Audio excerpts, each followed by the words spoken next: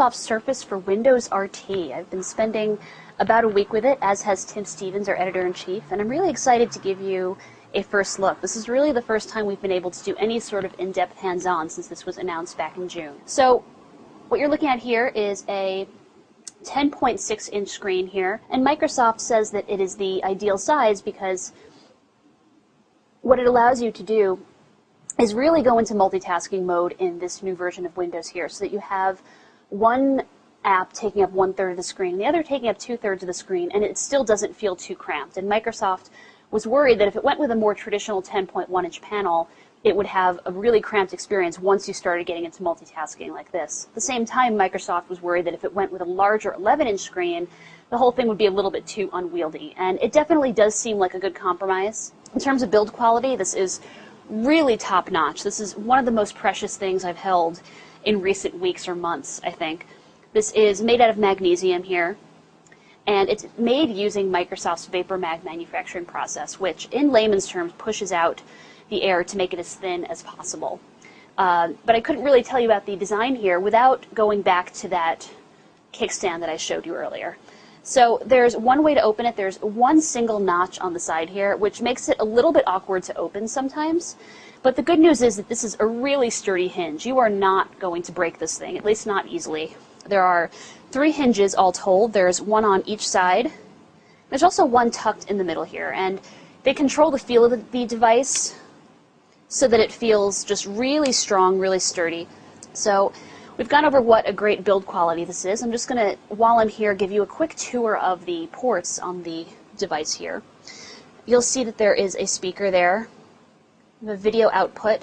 This is a full-size USB port, so obviously one of the reasons it's not the thinnest tablet, but a lot of people would say this is a really good trade-off, especially because you are dealing with Windows, and Windows RT does have a desktop allowing you to get to that traditional file manager. So that's a really useful thing to have on this particular platform. Moving it around here, these are of course the the docking connectors that you use to get into those keyboards that I'm going to swing back and show you in just a minute. Being a tablet, you'll have volume rocker here, headphone jack there, another speaker, and not much to show you here except for the power button. So I'm going to flip back to the side that we've covered.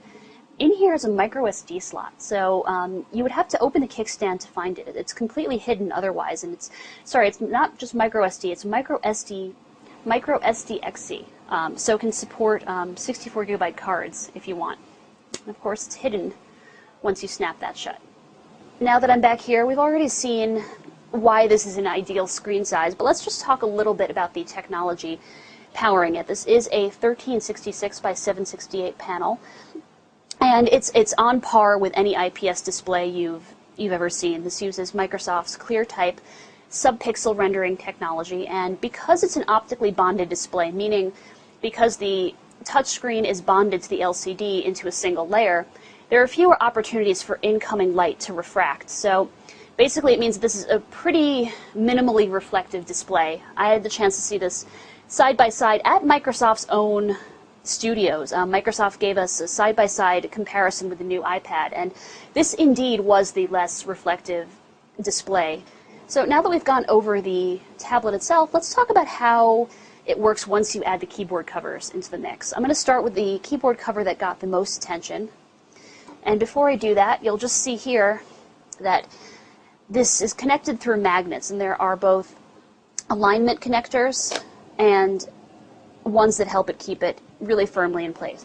So I'm just going to give you a quick demo here of what it's like to type on this keyboard. I'm just going to type lots of random nonsense.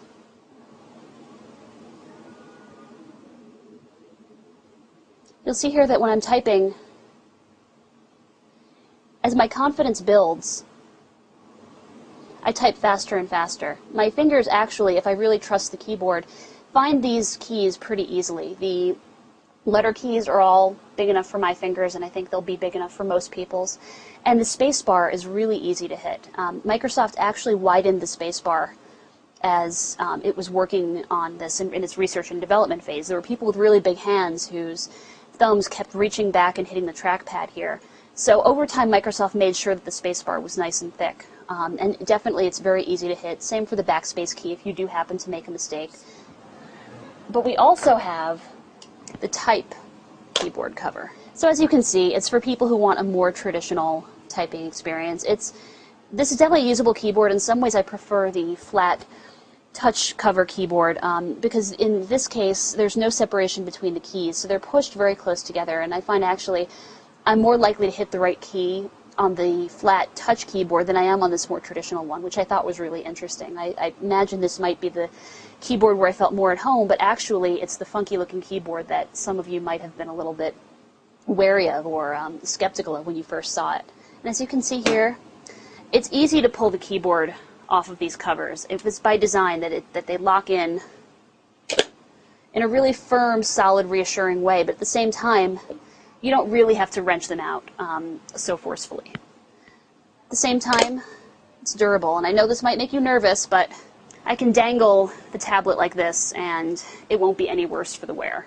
This, of course, is running Windows RT, and this is actually the first RT-based system that we've gotten to test. And of course, it has many of the trappings of full Windows 8, and that it does have this modern UI with all these live tiles, and the same modern the same apps that you would get in the Windows Store for the modern UI that you would get on a full Windows 8 machine, you can also get here. Part of RT, though, is that there is a desktop. So I think that's one misconception about Windows RT, the idea that there is no desktop. There is, it's just that you can't install any old programs on it. For instance, this is what happens if I try to run a program that was really meant for full Windows machines. It'll just tell you, it says this app can't run on your PC. So before we wrap it up here, a little bit about the performance. Obviously, because this runs Windows RT, that means inherently that this has an ARM-based chip inside. Specifically, it's an NVIDIA Tegra processor, and it's paired with 2 gigs of RAM, and that is more than enough to handle the overhead of these the modern UI here and these live tiles. Very responsive here, very easy to open an app, but then change my mind by going to the Start menu. Very easy to swipe through apps here. I am creating a little bit of a lag, so it's not that it has no limitations, but for the most part, it's pretty smooth and responsive. A little bit about pricing.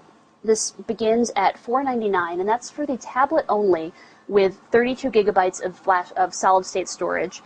You can get the 32 gigabyte version with this touch cover here, and that will cost $599. And you can also buy a bundle with the keyboard cover and, instead of a 32 gigabyte tablet, a 64 gigabyte tablet, and that'll cost you $699. So these are already up for pre-order, but they're not going to ship and they're not going to show up in Microsoft retail stores until October 26th. Either way, you're going to have to go through Microsoft to buy this, either in person or on